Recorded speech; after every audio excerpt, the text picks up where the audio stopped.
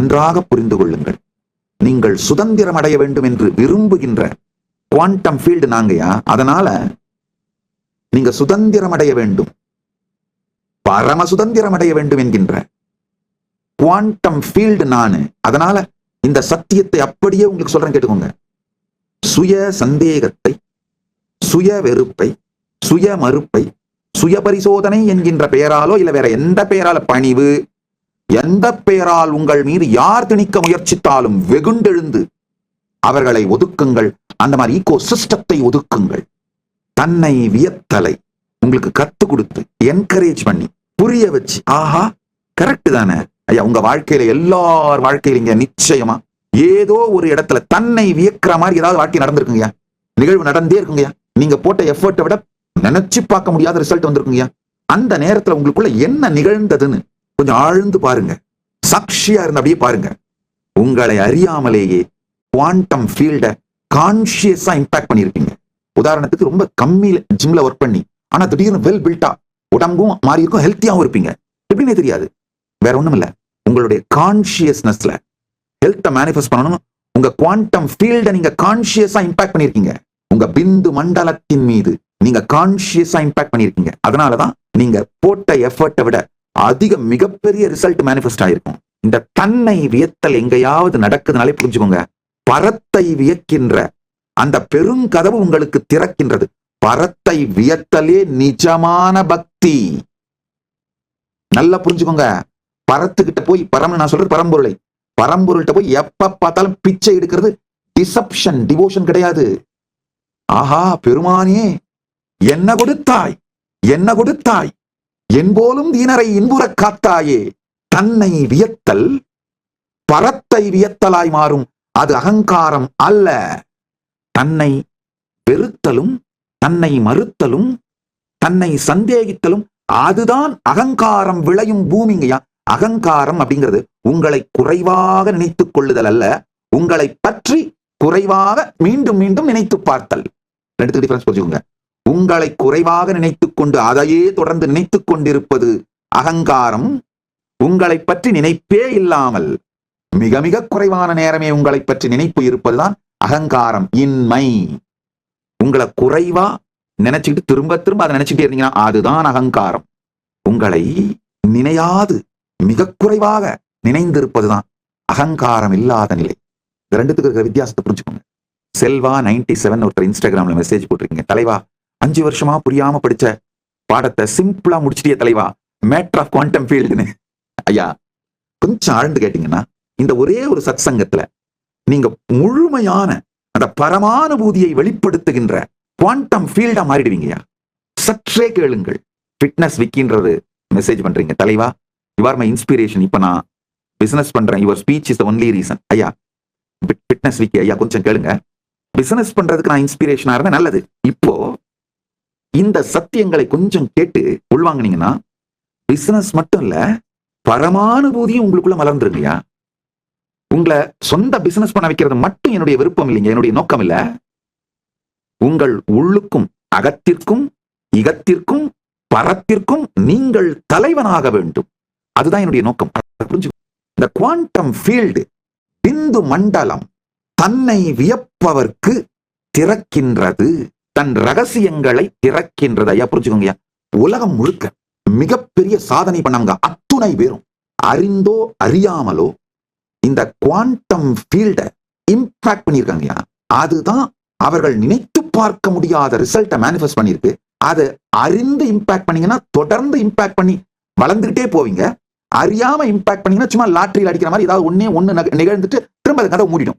ஏதாவது ஒரே ஒரு கண்டுபிடிப்பை கண்டுபிடிச்சிட்டு அதுக்கு மட்டும் நோபல் பிரைஸ் வாங்கிட்டு உட்காந்துட்டு இருப்பீங்க. இந்த மாதிரிலாம் நடக்கிறவங்க அறியாம இம்பாக்ட் பண்ணவங்க, அந்த கதவை திறக்க வச்சவங்க. அறிந்து இம்பாக்ட் பண்றவங்க தினந்தோறும் இந்த மாதிரி மிகப்பெரிய கண்டுபிடிப்புகளை, அதாவது ஜீனியஸ் ரிசல்ட்ஸை கிளரிக்கல் ஸ்பீட்ல கொடுத்துட்டு இருப்பாங்கயா. அதுதான் கான்சியஸா இந்த குவாண்டம் ஃபீல்ட இம்பாக்ட் பண்றதுனால வர்ற ரிசல்ட். குவாண்டம் ஃபீல்ட கான்சியஸா இம்பாக்ட் பண்ணீங்கன்னா genius results, genius people produce பண்ற ரிசல்ட்ஸ கிளரிக்கல் ஸ்பீட்ல கிளர்க்குங்க செய்யற வேகத்துல ரிலீஸ் பண்ணிக்கிட்டே இருப்பீங்க. அதனால தயவு செஞ்சு எப்பவாவது உங்க வாழ்க்கையில இந்த தன்னை வியத்தல் புரிஞ்சதுன்னா அத இந்த சுத்தி இருக்கவனுங்க உங்களை டாக்ஸிக்கா மாத்துறதுக்குன்னே உங்க லைஃப்ல சுத்திட்டு இருக்கானுங்க பாருங்க, அவனுங்களோட வாந்தியையும் பேதியையும் உங்கள் மீது கொட்டி உங்களை மந்தமாக்கி சுய சந்தேகம், சுய மறுப்பு, சுய வெறுப்புக்குள்ள தள்ளுற அந்த செயலை நடக்க அனுமதிக்காதீர்கள். பூஷன் ஏகர்ஷேயம சூரிய பிராஜாபத்ய பியூஹரஸ்மின் சமூகத்தேஜயத்தே ரூபம் கல்யாணதமம் தத்தே பஷ்யாமியோ சாவசௌ புருஷः சோகமஸ்மி. ஓ பூஷன், இது ஈசாவாசிய உபனிஷத்தோட 16வது ஸ்லோகம். ஓ பூஷன், ஓ யமா, Surya, all the radiant forms arranged by Prajapati, I behold your most auspicious supreme form, that every being is a supreme person and I am that.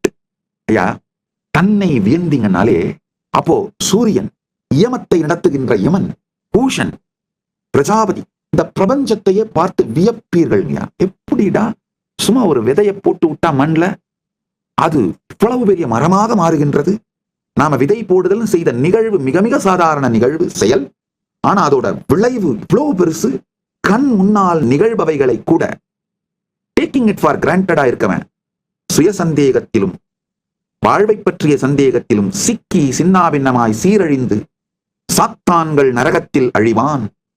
தன்னை வியப்பவன் தன்னை சுற்றி இருக்கும் நிகழ்வுகளையும் வியக்கத் துவங்கி பரத்தையும் வியக்கத் துவங்கி கான்சியஸா அந்த குவாண்டம் ஃபீல்டை இம்பாக்ட் பண்ற அறிவை தனக்குள் மலர்த்தி கொண்டு குவாண்டம் ஃபீல்டை இம்பாக்ட் பண்ணி தன் வாழ்க்கையை பெருவெற்றியாக ஸ்வர்க்கமாக கைலாசமாக மாற்றிக்கொள்ளுகின்றான்.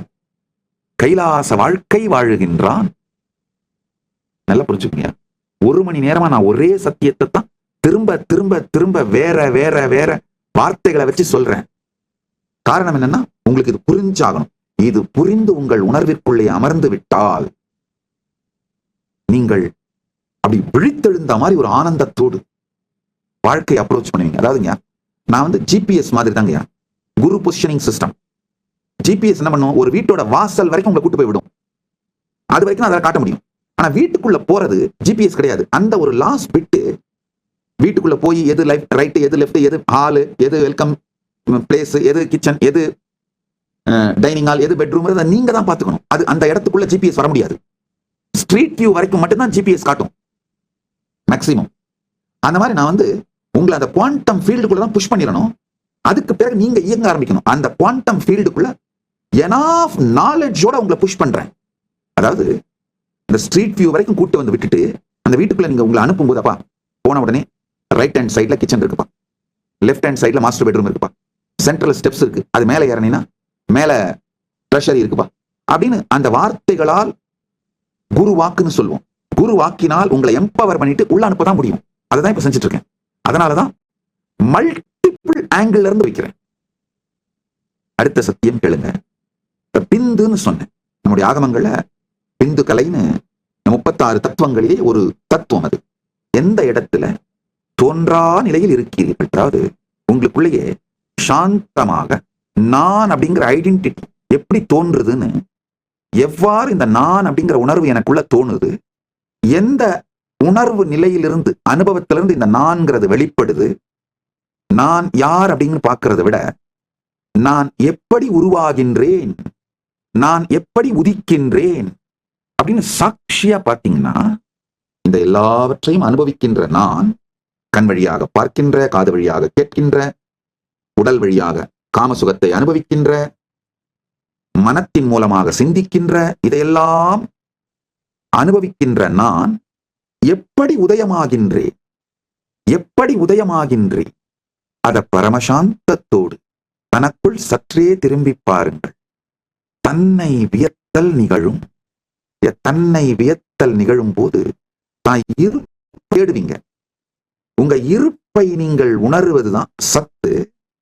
அந்த இருப்பிலிருந்து தான் இந்த மொத்த வாழ்க்கையை நீங்க மேனிஃபெஸ்ட் பண்ணி விளையாடுறீங்க அப்படின்னு புரிஞ்சுக்கிறதா சித்து. உங்க சக்தி தான் இது அப்படின்னு புரிஞ்சுக்கிறது சித்து. உங்க இருப்பையும் உங்க சக்தியையும் கொண்டாடுறதுதான் ஆனந்தம். இதுதான் சச்சிதானந்தம். இப்ப நிறைய கேள்விகள் வரும். கேள்விகள் வந்தாதான் கேட்கறீங்கன்னு அர்த்தம், இல்லைன்னா எங்கேயோ போயிட்டீங்க. அந்த கேள்விகளுக்கெல்லாம் ஆஸ் நித்யானந்தா ஏஐல போய் உட்கார்ந்து ஒன்னொன்னா கேளுங்க. எலாபரேட்டா ஏஐ பதில் சொல்லும். உங்கள் எல்லா பிரச்சனைகளுக்கும் தீர்வுகளை பெற பகவான் நித்யானந்தரை கேளுங்கள். Ask Nithyananda AI.